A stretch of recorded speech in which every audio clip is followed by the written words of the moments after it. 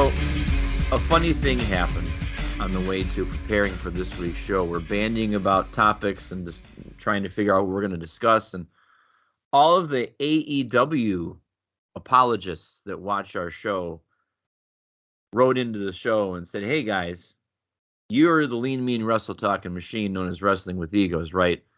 Why haven't you talked about All Elite Wrestling in a while? It seems like you're talking about everything but All Elite Wrestling lately." Well, fear not, gentle listeners and viewers of this fine wrestling program. We're going to talk about All Elite Wrestling this week. I got my boys along with me. I got the funniest guy in the room, KD from across the pond in Birmingham. How are you, sir? Pop, I am very good, thank you. And a wabadoo to both of you. Exactly. And a wabadoo to you as well, sir. And for the record, Brian, that's Birmingham, not Birmingham. Birmingham is the city in the state that I am from. I'm sorry to point out, actually, Brian got it correct. You're mispronouncing it, Patrick. It's Birmingham. Oh, really? Mm-hmm. Oh, it is Birmingham. Okay. Like the pork. Okay. This is why we call him the angriest guy in the room. He's just been called out on his shit. That's Patrick over there. How are you, sir? Angriest guy in the room, loudest guy in the room, most annoying guy in the room. I have so many, much like Tatum, I have a lot of different, what's the word, Brian? Nomenclatures? Sobriquet. Oh. Sobriquet. Thank you. And I'd vote you most likely to actually be a wrestling manager. Oh, that's very sweet of you. Yes. I am the intellectual savior of the wrestling masses, the smartest guy in the room, known as Brian. And yes, we are going to talk some All Elite Wrestling this evening, but you might not like how we're going to talk about it tonight. Let me go ahead and make it a little bit more specific. We're going to talk about AEW tonight, and if you're an AEW apologist, you're going to hate us tonight because it's not necessarily going to be the most positive conversation in the entire world. We're going to make the most of it because All Elite Wrestling does have a lot of fantastic talent on its books that grace our televisions on a weekly basis and tear it up on pay-per-views. However, there's been some missteps. There's been some errors. There's been some lapses in judgment, and that's what we're here to talk about this week on this fine wrestling program that is Wrestling with Egos, is the biggest blunders in terms of hires of talent in All Elite Wrestling history. This is Wrestling with Egos, and thank you for joining us, however you're joining us, whether it's on YouTube or any of our many podcast platforms, Apple, Amazon, Spotify, Google, iHeartRadio, and the like. Gentlemen, there's so many directions we could take this, but I proposed to you in the pre-show meeting that I thought the answers to this question were not quite so obvious. Because I had to scroll down the All Elite Wrestling roster page. Yeah, I did exactly the same thing. And I thought I could see the reasons why a lot of the people that were there. You could see, okay, here's what role they fit into. And I had to kind of hunt for the people. But Patrick, before we get into that, should we just kind of say as well that just point out, what's not going to be included in it? Like it's nothing to do with if they were hired and then not used right. It's specifically when they were hired. How the feeling was there. Well, you know what I mean. I looked at it as, this person was brought in and there was much ballyhoo and hoopla and hype and whatever you want to use, and there was a lot of buzz when they were brought in, and their hiring and their AEW career has been, to quote the late great Stuart Scott, full of sound and fury, signifying nothing. Okay.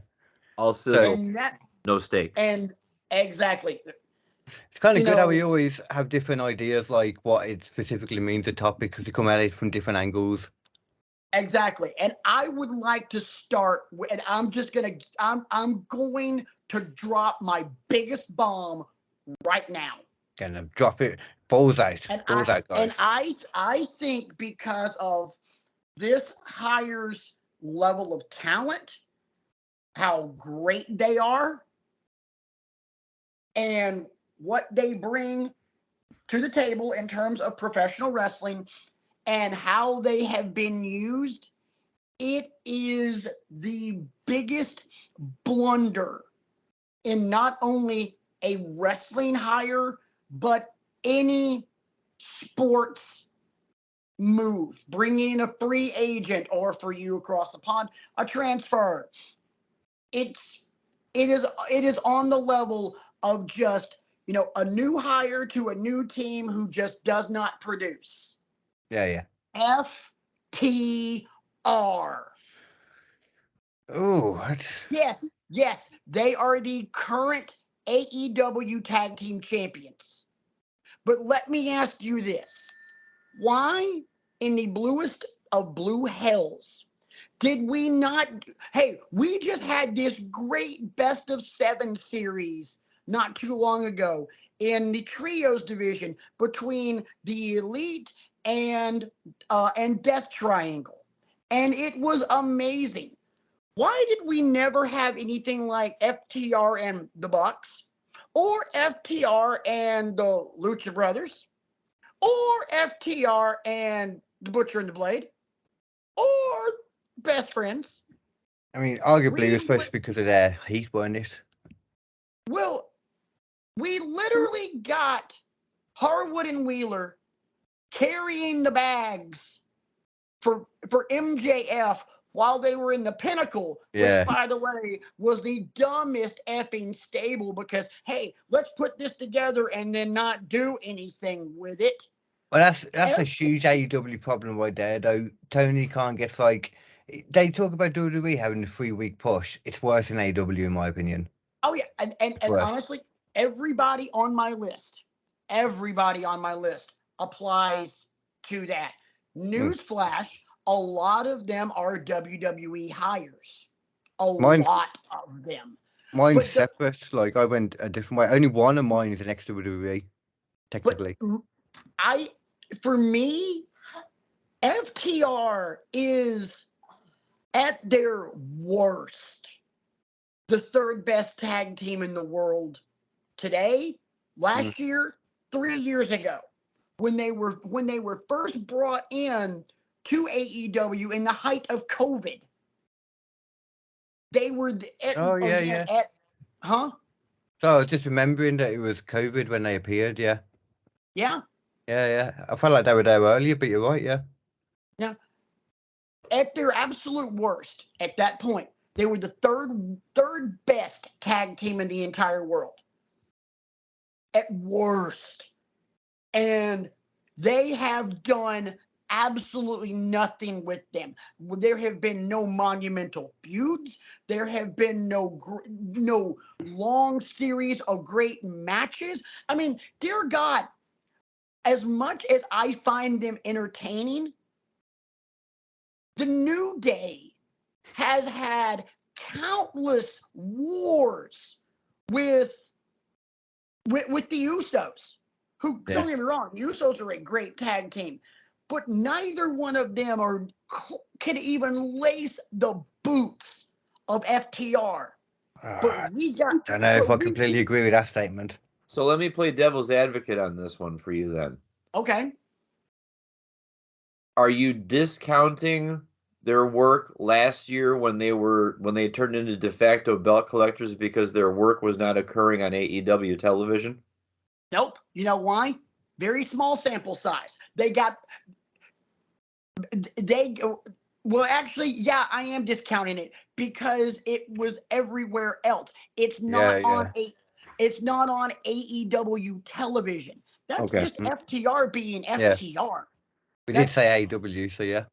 right. I mean, as far as what Tony Khan has done with FTR, to me, it is the equivalent of, hey, I'm gonna hire FTR and let them sit on my bench just so Vince McMahon and Triple H, just so Vince McMahon can't have them. But now, knowing what we know now, that way Triple H can't do what we would all know he would do with FTR.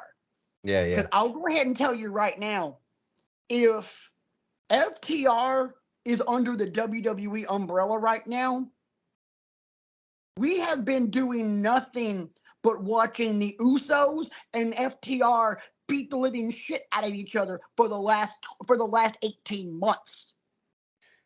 Could have looked very different. The It bloodline could have looked stuff. very different. FTR I mean, FTR is so literally wasting away. And the only monumental feud that they have had in AEW, because don't even start trying to tell me that they had a monumental feud with the Bucks, because you're lying to me. The only monumental feud they have had, huh? They didn't. That's the point. Exactly. That's why it's questionable to me. But an apologist would say, "Oh, well, they had a great feud with the Bucks." No, they didn't. The only good feud that the FTR has had since they signed an AEW contract has been with the Briscoes. Only monumental feud they've had. It's ROH as well. Huh? And that was ROH as well. So it's exactly. questionable in the sense that like Tony Khan, it's like, was he planning to do this straight away? Did he ever plan to use them? Did he not check how other people felt? And then he, like, would he have still hired them if he'd have realised that the Bucks would want to bury them, which is essentially, we all know what happened. Very questionable. I have my own theories, and I think, and that is part of it. But I'll get to like my theory for them is the same theory for all of these people, and I'll save that for the end. So, okay.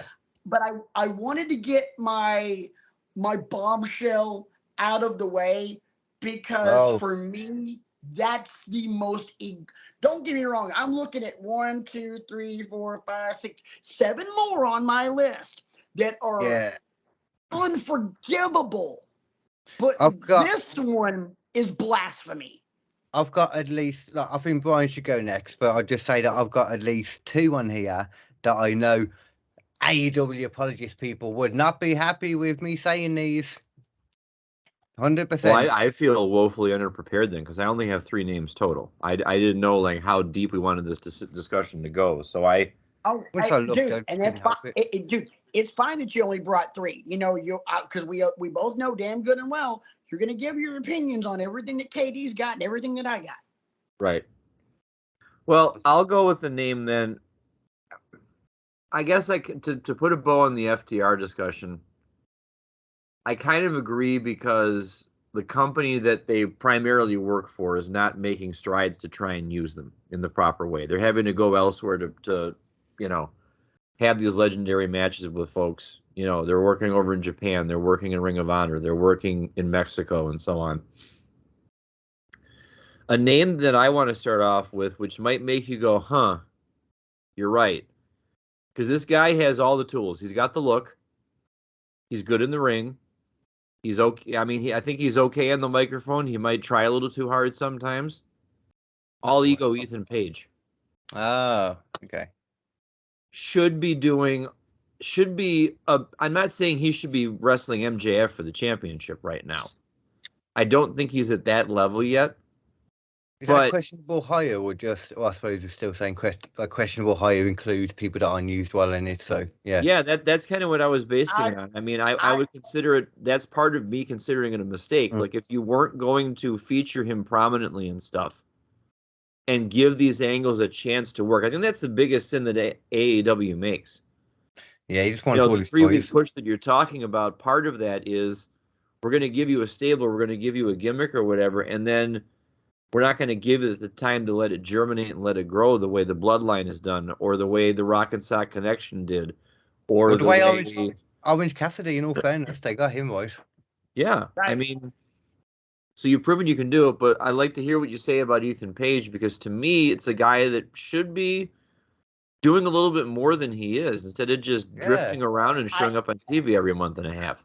And now being Matt Hardy's bitch. Yeah. I 1,000,000% agree with you on this one. Because the formula that I'm looking at for my list, he checks every box. Talented, can cut a promo, can draw heat. Mm-hmm. Yes. with the right storyline, he can be money. But if you watch his vlog stuff, he's a nice guy and he's entertaining to watch. Oh yeah, I've watched a lot of his vlog. He's funny. Yeah. I found like when he and Scorpio Sky were a team and they were palling up with Dan Lambert. I thought Ethan Page was an absolute bastard, and I'm like, I like this guy, and then nothing. Yeah, and happened over and over. I want to throw one other person that is that's a non WWE hire that kind of fits this same mold. That what the hell are we really doing with this guy? Because he doesn't necessarily cut a great promo, but he's great in the ring and he has that mystique. There's just something about him that everybody likes. Malachi Black. Oh, okay. What are they doing with Hook? What's the point of him carrying around the title that his old man had in 1998? I mean, I wouldn't argue that's a questionable hire, though, and also he's young, so he's still building up. But as much hype as like his music hits, and it's pretty much like the way they treat his music hitting, the Chairman's Intent by Action Bronson, it's almost like the glass breaking and here comes Austin. That's that general feel like, oh, y'all done stepped in it now because here comes Hook. I think that's kind of come along naturally, though. I think that's more of a testament to how much his character is working. Exactly. But why the shit aren't they doing anything with it? They're literally sitting on it. I mean, this would literally be like the fans losing their ever-loving damn minds when the glass breaks and here comes Steve Austin power stomping his way to the ring, but he doesn't even get a sniff at the Intercontinental title. Imagine in like a year or 2 years more, in my opinion, Hook just surprise winning the Face of the Revolution ladder match and getting a title shot. I don't see it happening. Even to lose. I don't see it happening. I do not see it happening because I do not see AEW getting out of their own damn way. They are such a slave to their own repetitive ideas. I don't see them doing it. Look, I can see it coming a mile away. I can tell you right now who's going to be the guy to take the title off of MJF. Who do you reckon? You guys want to take a guess? I mean, I don't think it'll be Punk like some people think. Nope. To argue your point, though, the storyline as well, Punk is apparently going to have creative control for things on and book stuff on Collision, so it might change a bit. You never know. I seriously doubt that would happen. Yeah. I got 4 words for you as far as who I think is going to be the guy to take the belt off of MJF.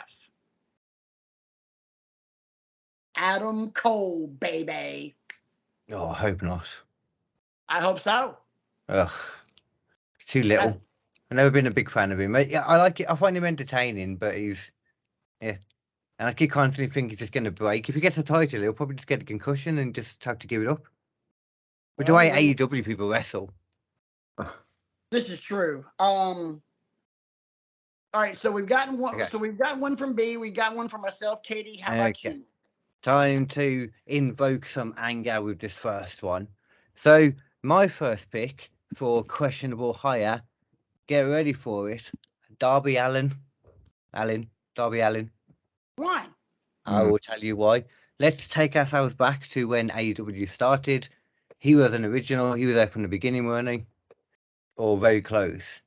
You hire this guy who is an unknown pretty much at that point, and he was obviously a good hire, but the part that makes it questionable is you did it and you agreed to him being allowed to go out and do his skateboarding, his jackassing stuff as much as he wants, despite the fact that he could get injured at any time, even though he was doing this while being like TNT champion or, like on the way to a title or storyline or whatever. I just think that was very questionable for the time. It worked out well, but taking myself back there, which is how I looked at it, for at the time, very questionable. Your rebuttals. I understand where you're coming from. I don't know if I would necessarily call that a bad hire. I might consider that a question. I wouldn't. Let me rephrase that. I wouldn't necessarily consider it a questionable hire. I would call it a questionable business decision after the fact. Yeah. I think they kind of go together, in my opinion, though. I feel like the mistake with Darby might be that he's too inextricably linked to Sting now. Not that that's a bad thing necessarily, but it's like, how do you take him seriously on his own? I keep waiting for him to turn. One of them to turn. When Sting came out the other last week on Dynamite, I think it was, I was just expecting one of them to turn. And that's about the only way. I don't think I'm prepared to go all the way with you on Darby. I didn't expect it, to be fair, but it was brave of him. I can see why you would say it, but Darby turns up too much throughout the year and shows out with like a match of the year candidate here and there and things like that to be it does now, off with a blunder. That's the thing. It worked out very well. Not denying that. I just think with the gamble, I suppose it was more of a gamble than anything. Every time it's a gamble. Every time like Darby goes and does these things, it's a gamble. For AEW really. Right. I see where you're coming from, and I don't necessarily agree with you, but at the same time, you get it. You're not wrong. Yeah. That's good enough for me. You guys can keep going. I'm going to duck out for a moment, and I'll be right back. All right. Well, then I'll save some of the other. I'll save some of the big ones for you when you get back. Well, I've got one for you here. That'll be interesting to hear your opinion on. All right, go ahead. CM Punk, as far as questionable goes. Now, I don't think it is. Personally, I think that was always, if CM Punk decided to come back to wrestling after 7 years and he wanted to come to your company, you let him come to your company, especially a new company, that's starting out. The eyes that he's brought to it is undoubtable. But correct. The other side will argue, obviously, that he was also always known to be a troublemaker, and obviously they'll argue that it went that way because of the brawl out, etc. So while I don't necessarily agree with it myself, I feel like Punk has to be one.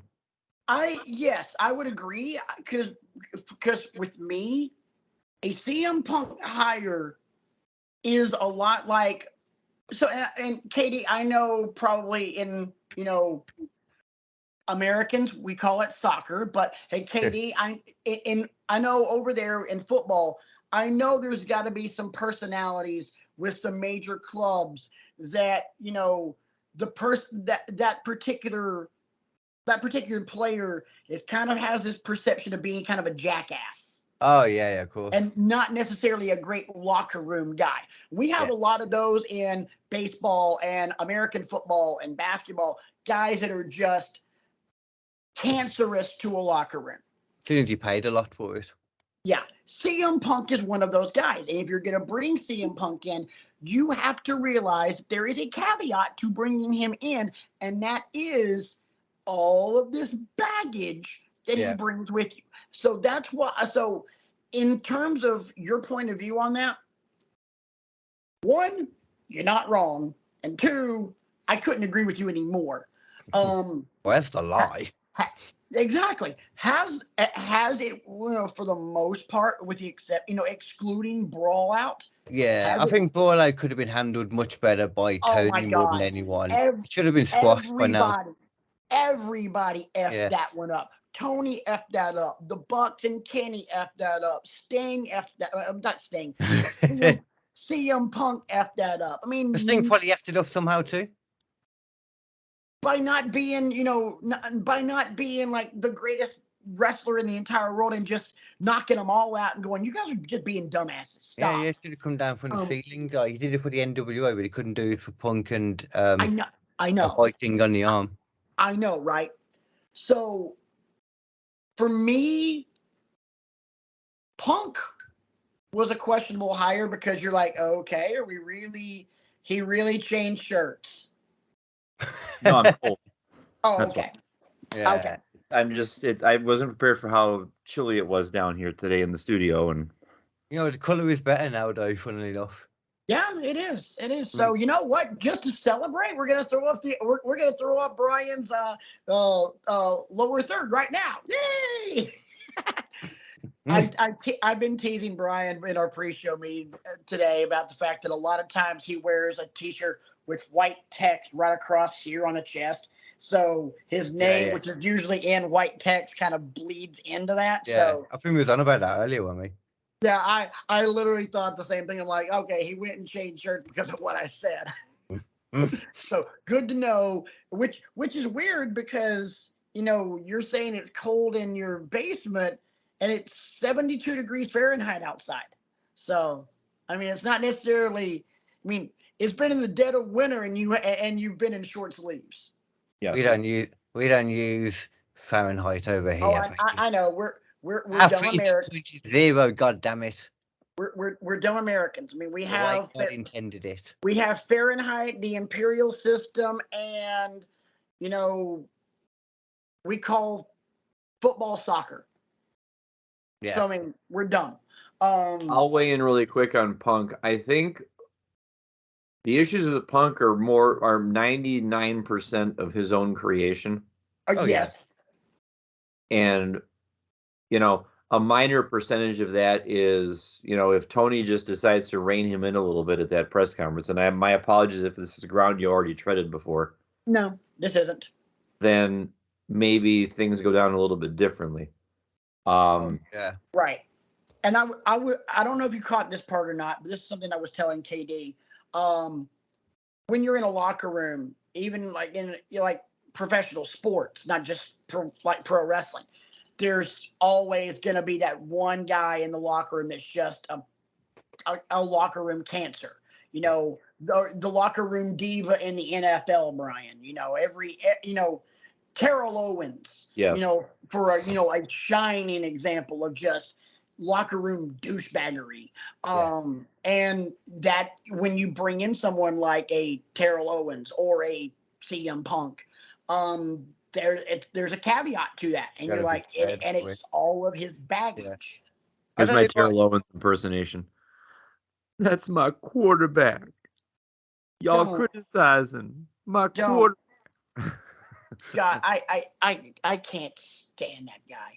I know. Anyway, but yeah, no, Katie, I got my last words on that. You're not wrong, and I couldn't agree with you more. Where's the lie? Where exactly? So I got one, and I'm glad Brian's back because I personally think this is almost as egregious as FTR. Yeah. Samoa Joe. Okay. I mean, he did a lot with the TNT title, though. In all fairness, it was crap. Not really. Not really. He had it. He had it for an extended cup of coffee and lost it to, Darby, didn't he? Lost it to Darby, got it back, lost it to Wardlow. Yeah. Wardlow turned around and lost it to Hobbs, and then Hobbs lost it to Wardlow again. I know what everybody's expecting to happen right now, boys and girls. You're expecting Brian to flip the table over and start, punching holes in the foundation of the house he's sitting in. You're seriously not agreeing with me. Let me finish, sir. I'm posing myself. I'm trying to maintain a sense of dignity and decorum on wrestling egos. Dignity. Always dignity. I'm willing to concede that the AEW Samoa Joe years have been a major disappointment. But I would also argue that his main roster time on WWE was also a major disappointment. And the main reason for that is Samoa Joe is not the 30-something, 20, late 20-something kid that we saw flinging around TNA and having those classics with AJ Styles and Kurt Angle.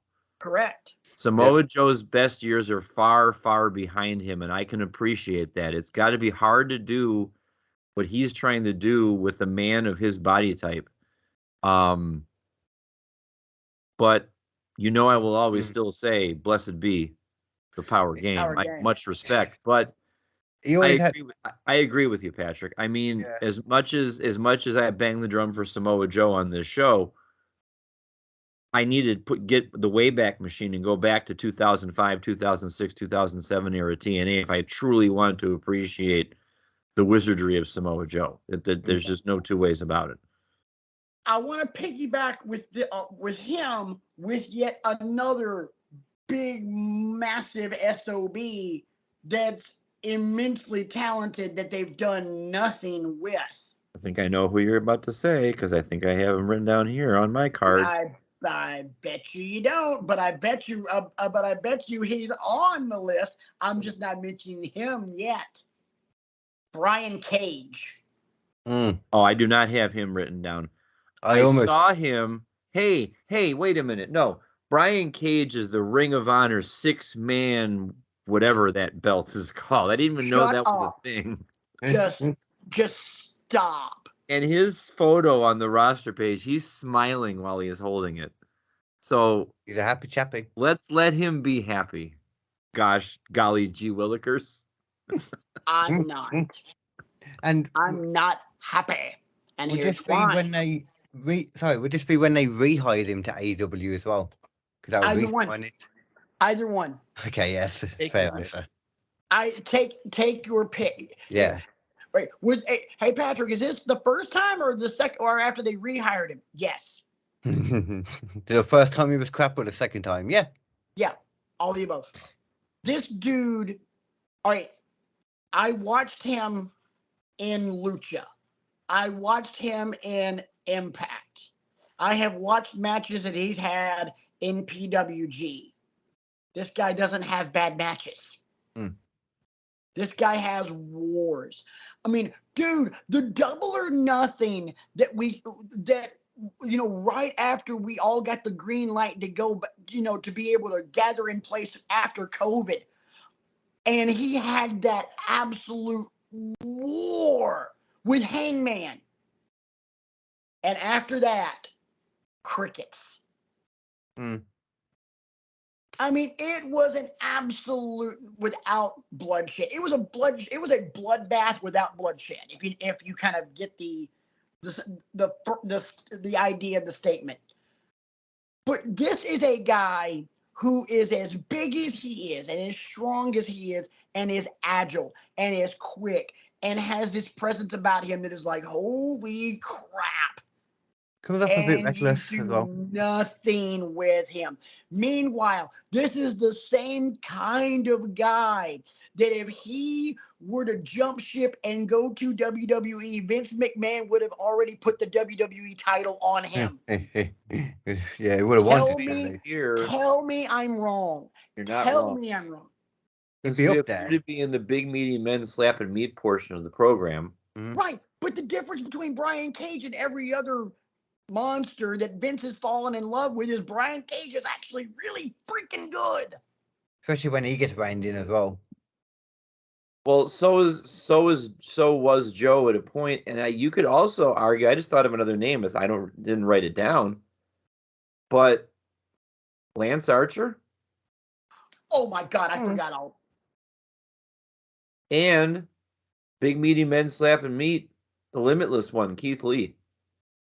That was the one I was saving, because that aside from FTR, I'm sorry for jumping the gun, but no. We're here now.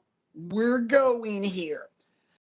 For me, Keith Lee is the other completely unforgivable one from Tony that Tony Khan brought in from that string of releases from WWE and did nothing with. I mean, just botched it completely. Oh my! No, you can't even call that a botch, because if he was gonna botch it, that means he would have actually had to put forth some sort of fucking effort. Yeah. And he didn't. It took a while for even the swerve stuff. Like that took a while to get going. And it still sucks. Yeah, it's still not really stupid. over. I'm like, I really don't get the point of this.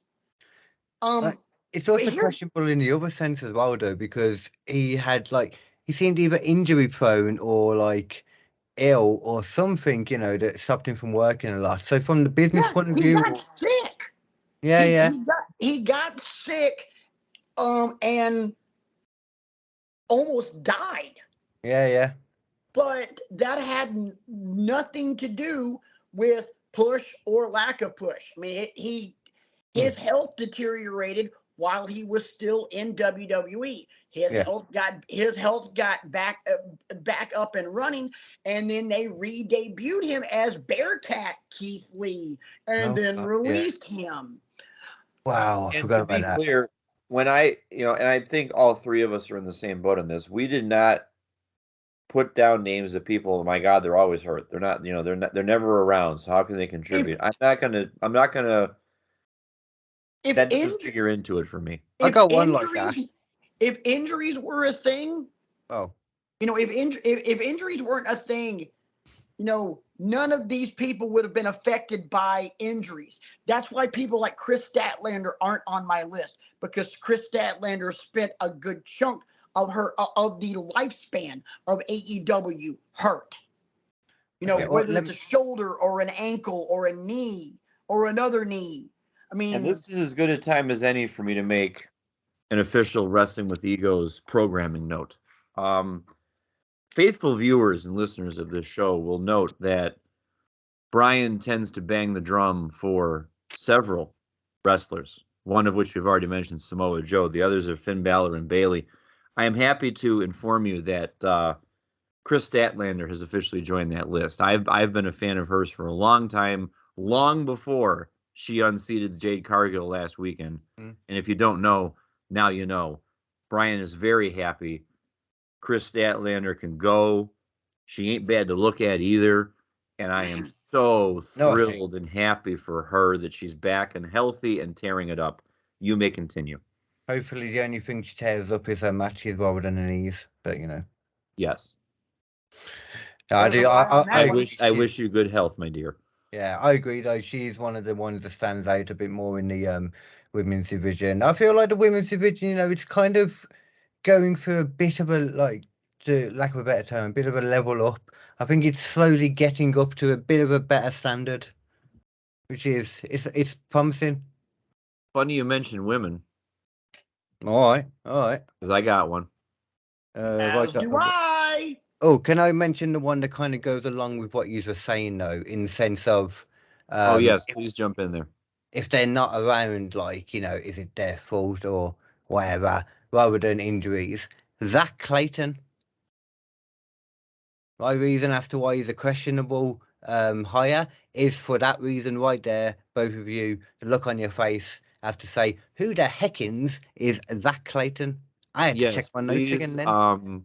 I did not get this factoid in the pre-show meeting. Can you please let me know what we're talking about? He's that douchebag from reality TV, isn't he? I don't know. He was literally the last person on the roster. Well, you can't hold that against the dude.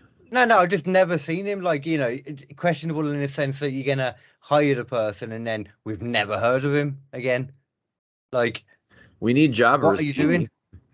That's why Nick Camaroto has a job. We're not talking about him on this list. He knows. I saw him and I was like, well, I've seen him. I know who he is. So that Clayton came over from. He was a cast member on Jersey Shore. I slightly remember that person. Oh, geez. Wow. Even more so in that case, then that was kind of. I remember thinking that was kind of impressive. But if we're going to put Hook in that boat, I suppose you got to put someone like that as well. It's just not been used yet because maybe they're focusing on letting him get more experience. Or he just sucks. Or that. Could be So, that. I mean, So- Zach, you just suck. That's yeah. Yeah, you're right. So, you're the drizzling Brian- shits, bro. Brian, you were mentioning women. Yes, All Who's but for the women and the little girl. yeah? So Yeah. who's the one on your list? Let's compare notes. Let me wait. Hey, wait, before you do it, let's play a game. Let's see if we match. Is this woman a former WWE employee? No. Then we definitely don't match. Okay, that was easy. Thank you for playing Dewey Match. We'll see you next week when we have 5 new contestants. Good night, everybody. Shortest game ever. I don't know what to pin this one on because I don't know if it's the gimmick is difficult to make it feel fresh all the time. I don't know if people don't want to work with her because of the gimmick. I know where you're going. But to me, if you've got a talent that is willing to go as far with the gimmick as Abaddon is, That's where you're going. Wow. she needs to be on television, if for no other reason than to scare the bejesus out of the establishment. I would have loved, they never were going to do it. But when Jade Cargill was 50-0 and 53-0 and all that, I would have loved for them to run Abaddon out at her 1 week. As long as she didn't lose to And just see what she would do with that. And try to have her do that Jade wins lull crap with Abaddon, because Abaddon would rip Jade Cargill's limbs off of her body and beat her to death with it. I don't remember her being that impressive in the ring, though, in all honesty. She's not. I mean, she had. Don't get me wrong. I'm a fan of the character. Same. But she had one good match, and this is how long ago it was. It was with the AEW Women's Champion, whose name was Hikaru Shida. Oh, okay. That's how long ago it was. Mm. Because Shida is the only person that they ever booked to actually act like she was scared shitless of her. Everybody else just treats her as a chick with makeup on. It's because everybody books themselves and nobody wants to book themselves to be young cool. Have you ever watched AEW All Access, the behind the scenes show? It's very enlightening to how that company works, you know. Very. So here's mine. And current events would say something different, but up until the last couple of weeks, waste of time. Maybe now they'll make up for it, but the last year of Tony Storm's run in AEW has been a wet popcorn fart. Yep. Yeah. I mean, okay. You don't marginalize somebody like her. No, I mean, I'm sorry. How? Okay. Thunder Rosa has to vacate the title. Tony Storm becomes interim champion. Oh, that, yeah. And the minute she loses it to Jamie Hayter, then you make Jamie Hayter not the interim champion, but the women's champion. It's a slap in the face to Tony Storm, who is one of the 10 best women wrestlers on the freaking planet. Yes. I remember Tony did there was some announcement, I remember her saying about it, like where they explicitly recognized her reign, you know, as an AEW women's reign. But yeah, it didn't feel right. But I guess that's a make good now, though, at least. Yeah, well, we'll see. I mean, we'll see. Yeah, we'll see. I mean, who knows? I mean, in 2 weeks she could lose the title to Britt Baker. True. I mean, it makes sense. Especially if you're watching AEW All Access, you know, that sounds like something that they might actually do. I was really surprised that she was the one out of them all that took it. Obviously, I just thought it would have been Soraya. I am too. I very much thought they would have been Soraya, but you know, I was envisioning. Oh, sorry, I was envisioning Wembley, Soraya versus Jamie Hayter for the title, which just writ itself. Yeah, and that books itself right there, man.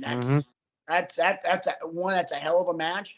But at the same time, as great as Saraya, granted, she hasn't had that many matches in AEW, but as great as she was before her injury in WWE, Yeah. I would take Toni Storm 10 times out of 10. Okay. I think she is just vastly superior in the ring. Unless also Soraya's decided that at this stage of her career, she values the health aspect of it a little bit more, and maybe being like a leader behind the scenes, like trying to help the next generation of wrestlers. Yeah. Then she is concerned with being the champ. That could be what's happening too. I'm just speculating. But can still wrestle as well, though. Yes. So, because she's a locker room leader. She has to be. Absolutely. Yeah, she seems sound. I know we've already talked about it, but I want to just double down on the fact of how do you not do anything with Keith Lee? I mean, to me, that is the biggest indictment on AEW is the fact that you have that guy and you're not shoving a rocket up his ass. I'm sorry, but he makes that debut. Then he has the match with whichever member of Private Party that was, where he beels him from one end of the ring to the other, and the court It was gives Isaiah. Isaiah Cassidy, and Isaiah does nothing but just scream like a girl, which was hilarious. It was great. Yeah, it was awesome. How do you not go from that to he's now instantly in the face of whoever the world champion was at the time? I can't remember if it was Hangman, Well, it's TNT. Something. But TNT would have been fine by me. Think about this. You had that debut and that much buzz on social media afterwards. And then you have that match the next week. And then for an entire month, nothing. Mm-hmm. You don't see his face. You don't hear Was that his health music. related? Huh? Was that health related though? Because No. one thing about AEW, No, they won't. it was AEW. It was AEW doing what AEW does best, which is debut somebody. Oh my God. Debut somebody just so we can put up the stupid so-and-so is all elite graphic on Twitter and then do jack and shit with them for the next 4 weeks. Dude, fair, they've done it to so many people, like Miro when he started as well. On my list. Okay, I won't go through any in that case. And I've got, just to clarify, I've got a couple on my list still that we're talking about possibilities were the most questionable. I've got the winner on my list, just to clarify. Would you like to know the winner? Yes. I'll give you the overall winner first, then we'll change up the order. I was going the other way, but the winner is Jeff Hardy. When he comes, I mean, I don't feel like I have to explain why he's the most questionable hire that AEW have made. Explain it itself. High risk, high reward. I get it. Yeah. I don't even think that big of a high reward personally. Like, I don't think too many eyes will be moved from. And I love Jeff Hardy. He's always been one of my favorites. But an aged Jeff Hardy who either can't do what he used to do, or you're really worried about him when he does try and do it. I don't think he's bringing that many eyes personally. He's not CM Punk, to be honest. Yeah, especially with the way you carried, this topic and the way you interpreted it. That's yeah. There's no better answer than Jeff Hardy. Jeff Hardy is, as much as I love Jeff Hardy is an accident waiting to happen. He is, and now he's back. Apparently he's been on Rampage still since coming back, so he is like active as well now. And the Hardys and Hook had a match with whoever that was. Yeah, that one guy. Ethan Page and whoever he teamed up with at Double or Nothing. Yeah. God, that's how great the match was. That's how great the match was, because we don't give 7 shits. They've got progressively worse, those cinematic Hardy compound matches. Oh yeah, I got All right, so we talked Miro, and yes, Miro had that great run as TNT champion. I mean, that was an amazing run as TNT champion. Yeah. I thought it was great. But It after said, that, absolutely nothing. I'm like, why isn't he trying to saw the head off of Hangman? Because Hangman was the champ at the time. he was hurt for a bit, but then he came back, had that one match where the winner went on to the title at one of the pay-per-views, I think it was. Oh, that's Uh, right. and then disappeared again though. To Yeah, your point. and then we Now, saw him a few weeks ago yeah. walk into Tony Khan's office, and then absolutely nothing. The point of that is though that he's going to be one of the key people on Collision apparently with the soft brand split. That's the Okay, idea. okay. Hey, guess what? Better late than never. Yeah. But I mean, He should be a world champion. He's one that needs to be pushed up. Miro should have already had the world champion because Yeah. Yeah, he floundered at first as the best man, but when he became the Redeemer, oh Yeah. my God. And that was his own fault, the best man stuff. That was his idea and his booking. That was all him. And Yep, then they were like, no, you know what? No, this sucks. right for it. But the Redeemer, the Redeemer is probably was one of the best gimmicks they've ever done. And I'm like, oh Yeah. my God, this is so good. And then he becomes TNT champion, and then he is God's favorite champion. Yeah. And And I'm everything like, that goes along with it as well. The neck of sand, the giving him a weakness, to explain why he loses sometimes. oh God, yeah. Talking about his wife, always teasing Lana coming in. Oh my, it was so many, and what I appreciated was that they allowed him to tap into his own religious faith and Yeah. kind of twist that a little bit, Yeah. thanking God for his very flexible wife and thanking God for the fact that he can beat beat a man almost to death. He's You a know, human baby and then. I'm like you this. know, I'm like the, this is absolutely amazing, but they it was I that don't. one little sample size, and then that was it. It was like you had 3 great songs on one album, and your other 5 albums have been absolute dog shit. Okay, I was about to say because arguably everything we were saying then was very positive. So can we really say he hasn't been used great? But yeah, in all fairness, he was used once for one run very well. That's kind of Yeah, been it okay. since. One doesn't make, like Yeah. A career or a Logan contract. Paul has been used better in wrestling than Miro has. Yikes. Yes, same Tell for me me. I'm wrong. No, Tell me I'm wrong. where's the lie? Exactly. Um, I got one more, and I find this one embarrassing. Brian has his. Okay. Brian, did you have your hand up? No, I got my pen because I'm writing these Oh, down. okay. Write it down. You like writing things down. Yeah. Here's the other one, because one, immensely talented. Two, international talent.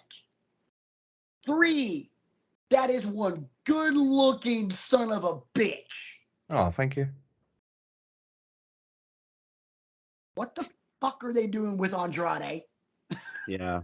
I mean, I'm sorry, face or heel, I don't care. But that is a dude you could put in front of your company and go, "This is the face of our company." And you know what? People are going to look at that and go, "That man looks like a champion." And women are going to go, Yeah. "Hello." I let's, would let's, argue though, there's let's, always been let, a piece of his puzzle missing though as well. Like there's just never quite been a the right mouthpiece for him. Right, and that's been the case everywhere. That was the case in WWE.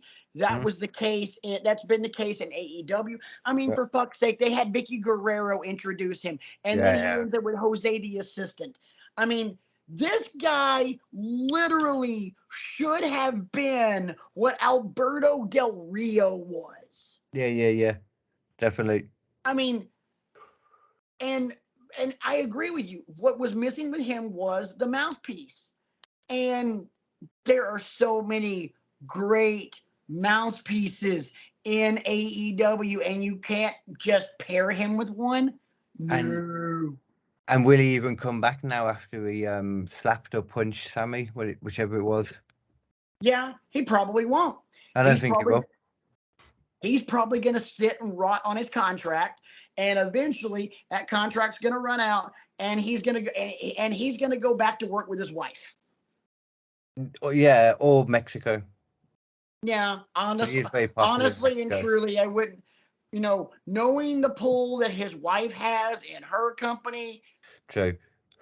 And with Triple H having a lot more, Triple H ain't fully in power, let's be honest, but he has the majority of the power still. Right. Creative control. And I mean, I still remember after that first NXT takeover, they had that Facebook interview after the show, and Triple H literally says about Andrade, who the hell would put that guy in a mask? Yeah. But yeah, for me, Andrade is another one where it's just like, come on. How do you miss that? I mean, that is literally, to me, as easy of a slam dunk as someone like Rollins or Reigns. Yeah. Those are slam dunks. Andrade, don't get me wrong, not nearly as talented as either one of those guys that I just mentioned, but in his own way should have been a slam dunk. Yeah, I don't know. When it comes to ring work, I would argue that possibly, when it comes to ring work, I would say he's better than Roman, but Roman's better than Andrade in character work. Oh, absolutely. No question. Both equally as important, in my opinion. Exactly. No, I mean, no question. I mean, and let's be honest, right now, entire package, ring work, character work, everything else, nobody's touching. Nobody touches Rollins right now. No. And I'd agree. He is the best character right now. I'm so happy. They tried to change or add something extra to his gimmick. They did it for like a few nights. I don't know if you noticed, like as he got into the ring, he'd stand there in his pose, and then the music would just stop suddenly. It would go black everywhere, and there would just be a spotlight on him, and they were supposed to sing along, carry it on. But it never really worked. A few times they did it, and I'm so glad that they actually looked at it. Triple H looked at it and recognized that it wasn't working. Vince years ago would have just plowed on doing it, Oh yeah. Triple H recognized it wasn't working, and rather than the first time they did it with Randy Orton. I said, like that the first time they did it with Randy Orton. Yeah. Just put a spotlight on him too. Oh yeah. He had music still though. Oh yeah. Well, yeah. The end of Batista's career, they did it too. Oh no, but that one made sense, and that one was cool. Yes. Because he talked about wanting the spotlight on him, and yeah. He would always point to himself like this and demand that spotlight. And they killed the video boards behind it, everything else, and he just walked to the ring in that lone spotlight. I'm like, that still with the music playing, and I'm like, that's cool. That's cool. I know it's not the same one, but it's true. You've got to give Batista what he wants. It's the most important thing. Yes. With the spittle on the microphone at the same time. Yeah. I'll because mine's slightly different, obviously the angle like that I looked at this from. I'll quickly cover mine like after you guys are finished with your ones. That's got me. I mean, I literally on my list. I left off one because I would have rather talked about Tony Storm than Athena, but Athena's been a miss as well. That's a good choice. But I'm looking at my list in no particular order: Andrade, FTR, Joe, Keith Goddamn Lee, Miro, Tony, Athena, Brian Cage, Hook. I don't mind as much if they're doing stuff in ROH because that's fair still. Like, if they want to go and do, and Athena's been the world champion, ain't she, for a while, I think now. Yeah, she has been, but at the same time, I still look at it that way because they're treating Ring of Honor like it's NXT. Yeah. Except it ain't nearly as cool as NXT used to be. Right. Yeah. NXT, it seems interesting even now, though. You've seen the people that are coming up from it. Like, you can see how NXT must be smart and well put together now because they're good talents coming up. Actually, you're doing it right. They're ready straight away. They don't let them develop a character and then change it all as soon as they come up. Good. I like what they're doing now. Case in point, Zoe Stark. I love her. Love what they are doing with Zoe Stark. My God in heaven. You know who else? Who else? I'm so glad to see up. Grayson Waller. Huh? Grayson Waller. Cameron Grimes. Yeah. Straight to the moon. Love Grimes. I've loved Grimes even before he won the lottery.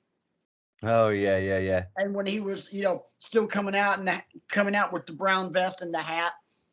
I thought he was great in NXT, and the fact that he's now getting the opportunity on the main roster, I love it. Have you seen who has? Sorry, Kevin. Go ahead. I was going to say, have you seen who has gone down to NXT though again now? Corbin and Ali. Oh, I didn't know Ali had. Ali made an appearance this past week after Battleground. He came to the ring to help fight off the schism against Tyler Bate and Wesley. Okay. I know those names. But I think so. Let me ask you guys: of all the people on your lists, what's your biggest one? What's the one that just sticks here the most for you? Got to be Keith Lee. To double down on what you said before, I just don't understand how you know what he's capable of and you don't have anything for him. It's unforgivable. If I'm going to look at it from that way, then I'd probably agree, or maybe even Miro. I don't know, Keith Lee. Yeah, they really have dropped the ball with him. Just not even attempting a lot of the time. Even when they were doing stuff, the focus has been more on Swerve. You can't really argue that. Who I like though, to be fair. Yeah. I think for me, and as much as the Keith Lee one is unforgivable, I still have the hardest time with FTR. Yeah, true. Actually, I'm going to go back with them, actually, yeah. Because I literally look at FTR. I can look at all of these people on my list and ask the question, what could have been? And I see the countless feuds that we were robbed of with FTR. We could have gotten that best of 7 series between them and the Bucks. We could have gotten, my God in heaven, you mean to tell me we're coming up on Forbidden Door, right? Forbidden Door part number 2, here in a couple months. You mean to tell me we couldn't have gotten FTR versus Aussie Open? We couldn't have gotten FTR versus Gorillas of Destiny? You could have given us something, and they would have torn the absolute friggin' house down. But where were they on the card? Oh, yeah, that's right. They weren't. It's a misstep. And to call it a misstep is like calling Ricochet an okay high flyer. Yeah, he's a bit flippy. It's... Do you want to know the ones that I've left off then that are still on my list from the way I interpreted it? Absolutely. Okay. First of all, Luther. Kind of, though, to be fair, like for what you guys are saying as well, because done nothing with him. And just what were you imagining in the first place he was going to do? Yeah, that's kind of my thing. And when you mentioned him, I'm like, that's a really good point, because what was the point? Yeah. It's literally like, kind of scratching your head and like, I don't get it. He's been there since the beginning, man. He's been there this whole time. Yeah. And I remember when he first came in, Jericho was doing commentary talking about how Luther was like this deathmatch king and blah, blah, blah, blah, blah. And it was just like, huh? From what I've heard, that's the only reason he got the job is because Jericho is very friendly with him. Funnily enough, like my next pick, Brandon Cutler. Pretty much copy and paste that reason for him, for Brandon Cutler. Not a very good wrestler. And no, but Cutler does a lot of editing for social media for them. So, you know, and literally watching like the initial Being the Elite from when they started AEW, they referred to Brandon Cutler as 2-contract Cutler. Yeah.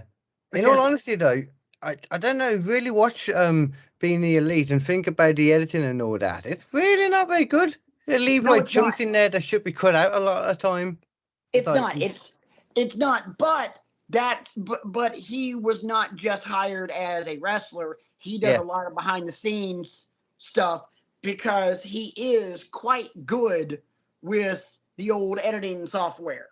Yeah, that's the problem. Though. He does both things. The only issue is he can't really put the full oomph into either. So, but it's clear to me when you look at a guy like Brandon Cutler, what he's there to do.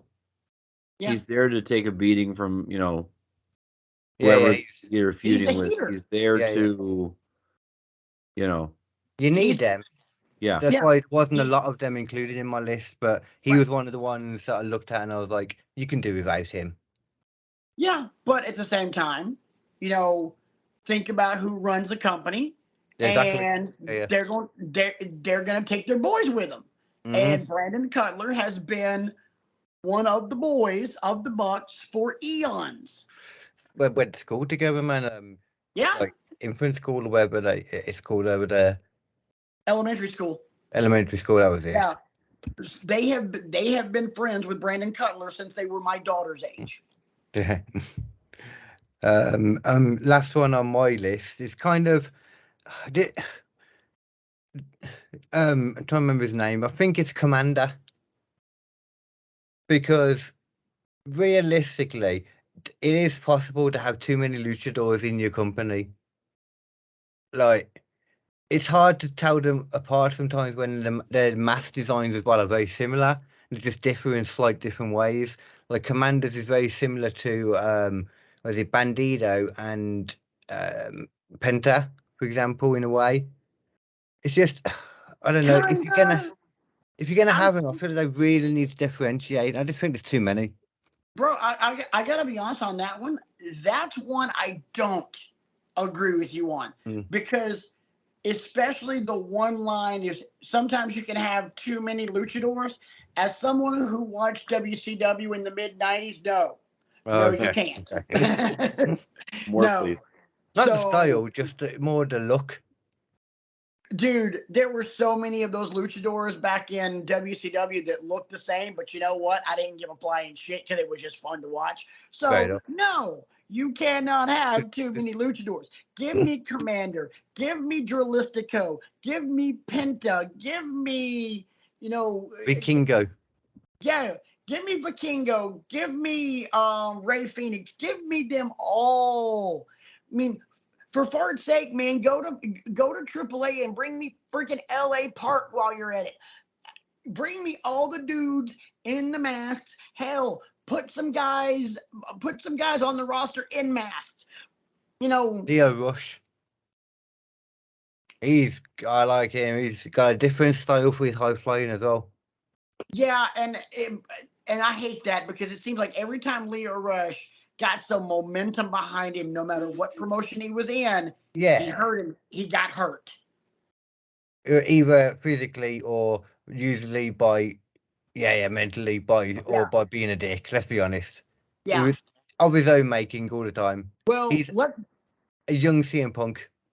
Let's be honest. You can also realize what kind of a person someone is by the company they keep.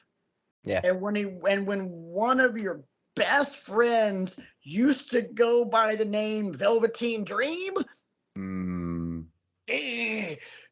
Moving on. Yeah.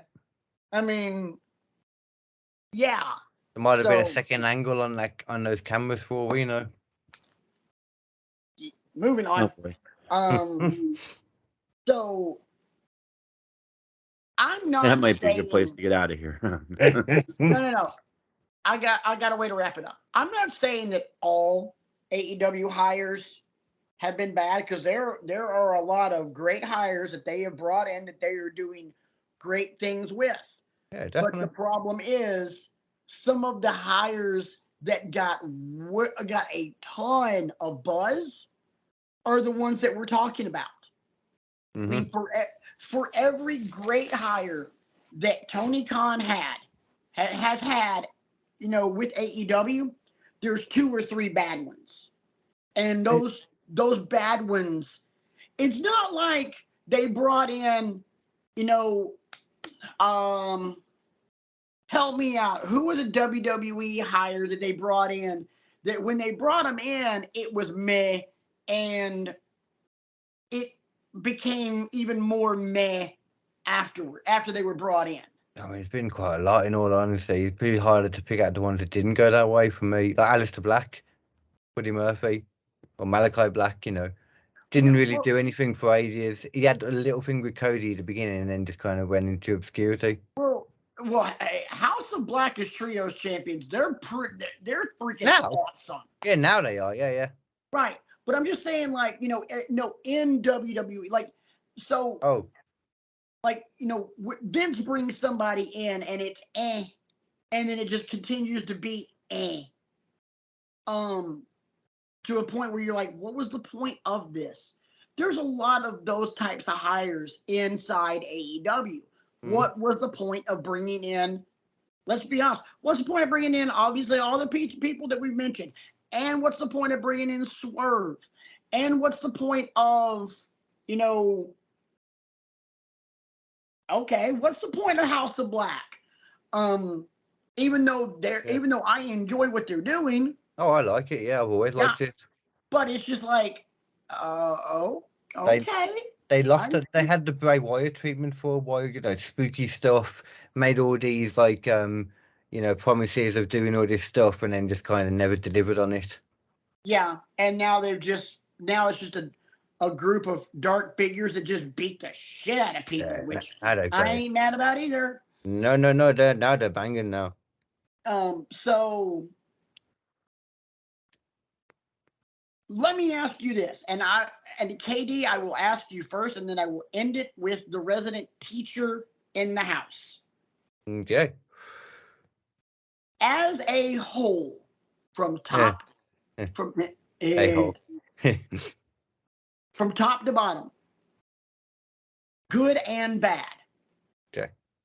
What kind of a letter grade would you give the hirings of AEW?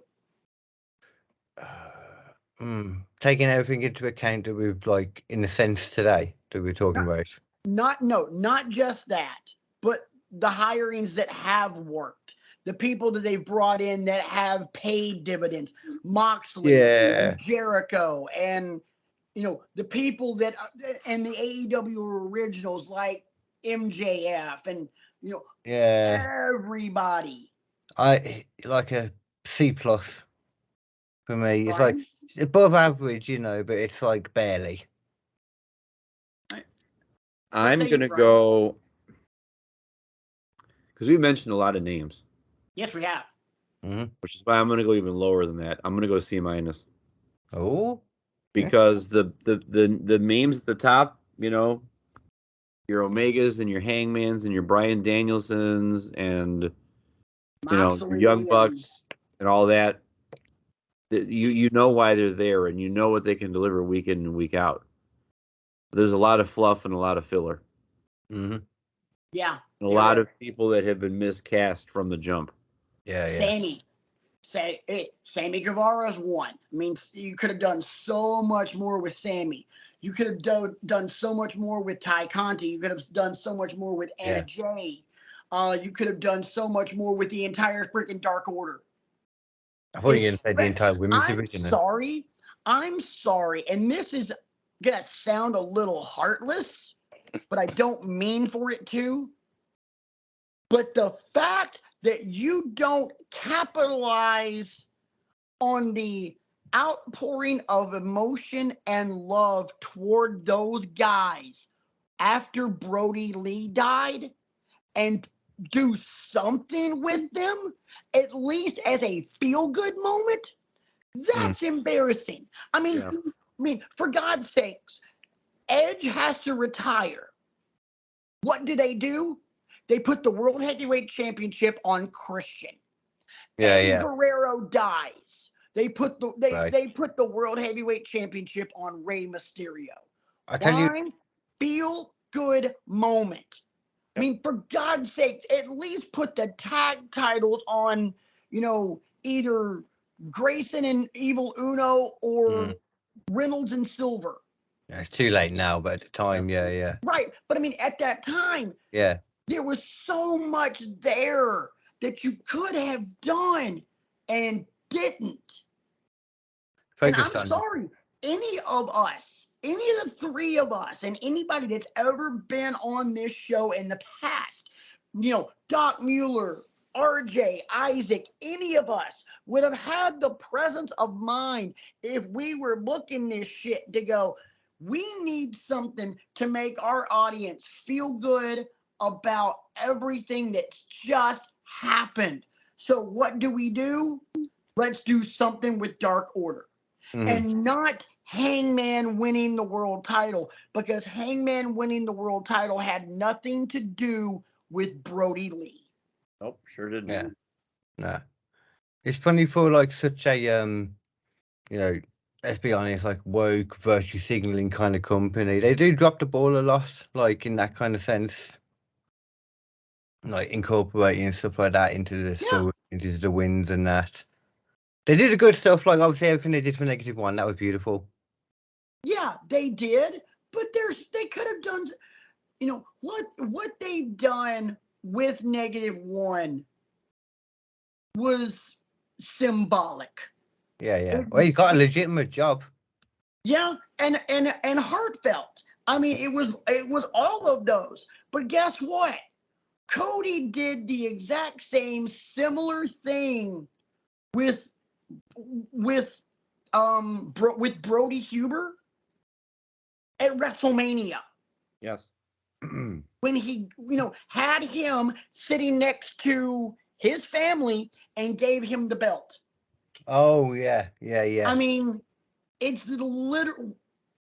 What Cody did with Brody is, in practicality, the same thing that AEW has done with that poor kid. Yeah, it might be more of a Cody push thing in that case, because he kind of followed over to WWE with Cody. I wouldn't be surprised, because I think one of his last matches anyway was against Cody, if not his last. Not sure about that one. No,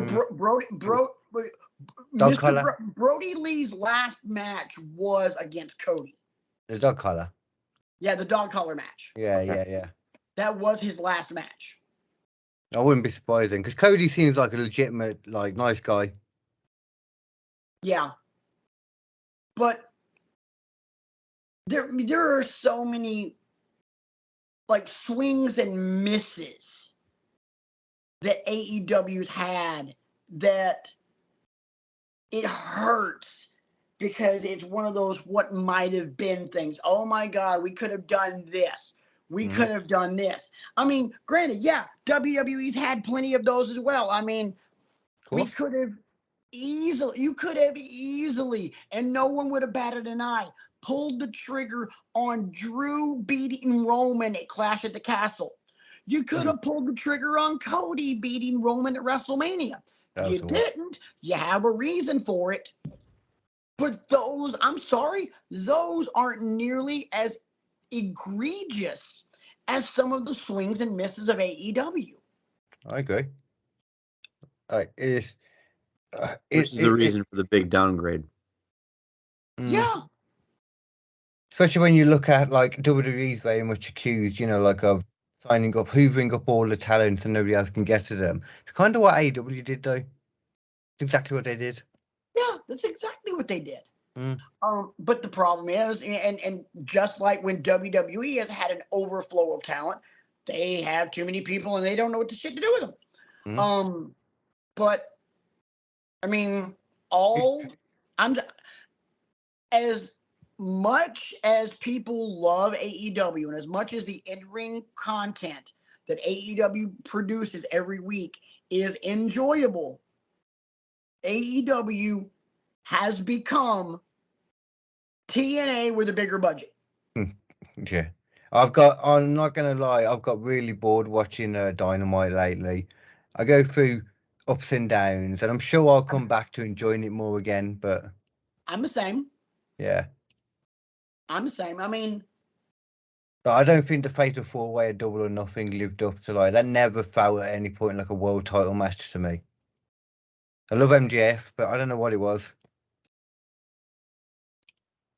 I've heard on both sides. I've heard people saying that was a great Fatal 4-Way, and I've heard some people saying that it left a lot to be desired.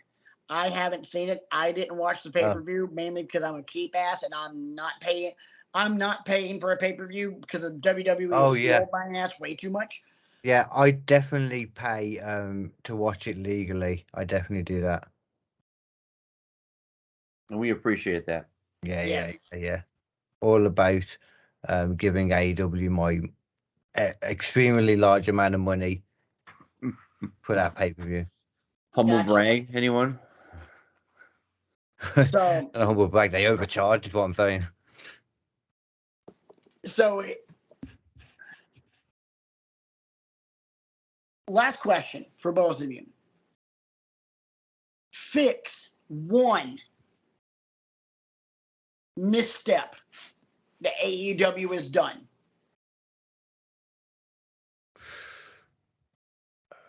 I tell you. I mean, it seems so simple and straightforward. You fix FTR. You know, they're tremendous in-ring talents. Let them get on the microphone occasionally, and then you have them call somebody out. You know, we think you're better than you. We want the chance to prove it. Let's go.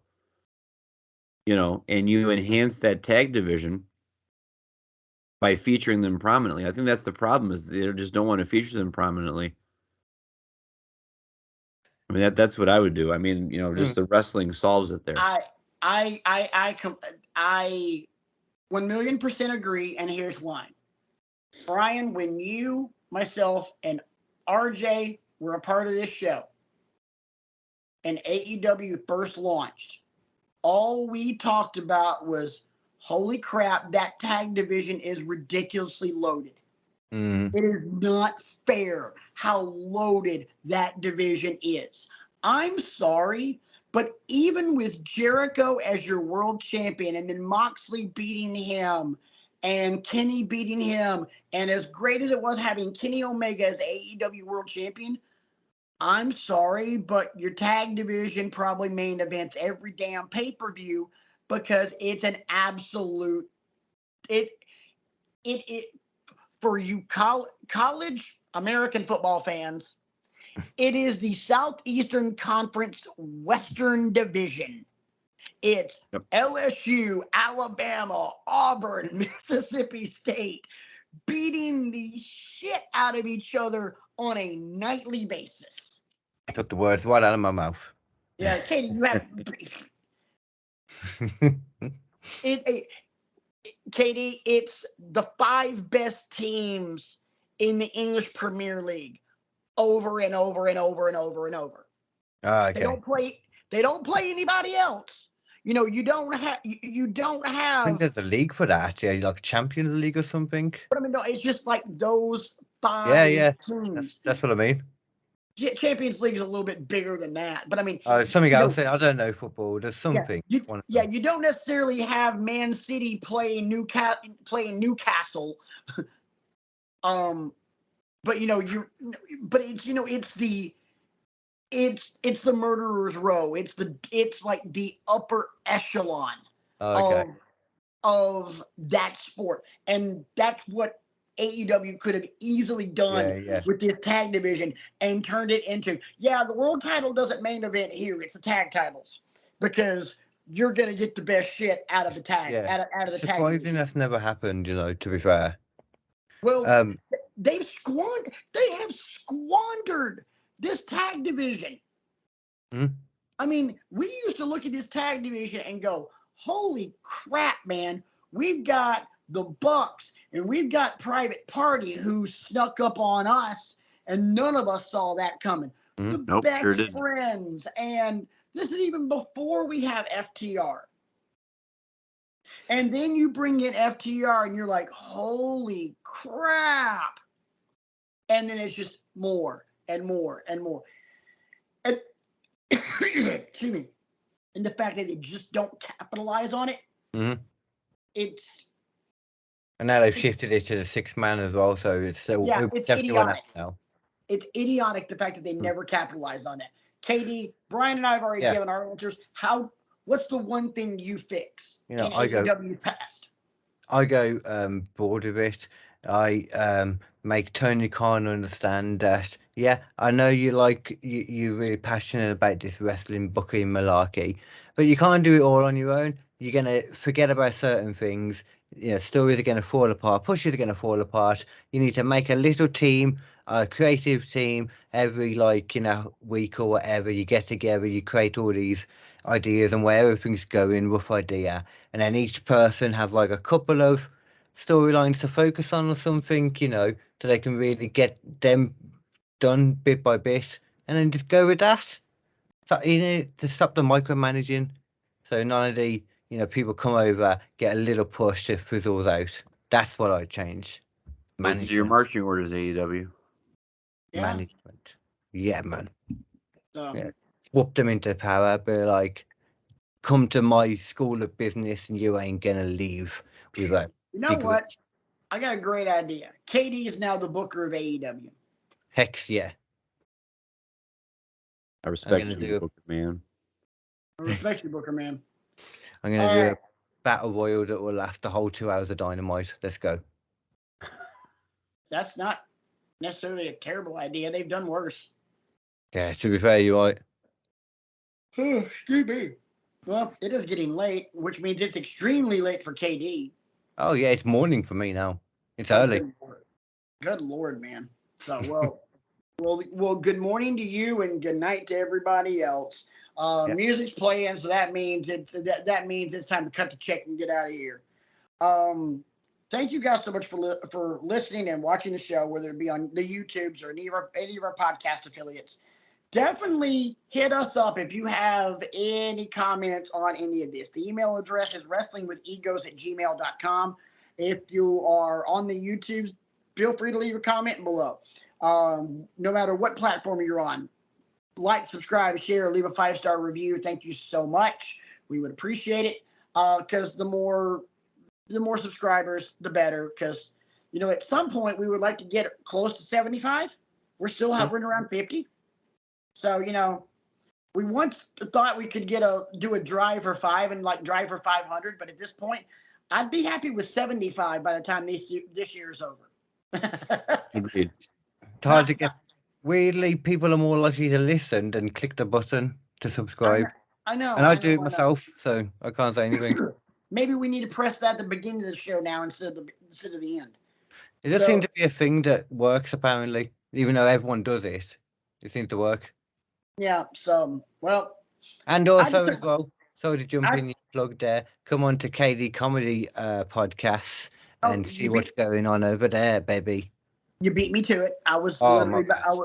No, I'm glad you did it because you did it. You probably did it better than I did. And, I wouldn't have. I probably would have messed something up because sleep deprivation. Yay! If you like messing stuff up, then KD Comedy is for sure the place for y'all. Yeah, and there is a reason we refer to KD as the funniest guy in the room. Yes. That being said, for the funniest guy in the room, KD, for the smartest guy in the room, Brian, I am the loudest guy in the room, Patrick, and this is the best podcast in the room. You have been watching and listening to Wrestling with Egos. We thank you so much for being a part of this week. We will see you next week when the three of us have yet another fun, wild, and crazy topic. Maybe next week we'll get into an argument about something, because arguing about stuff like this is one of the countless reasons that we love professional wrestling. See you next week.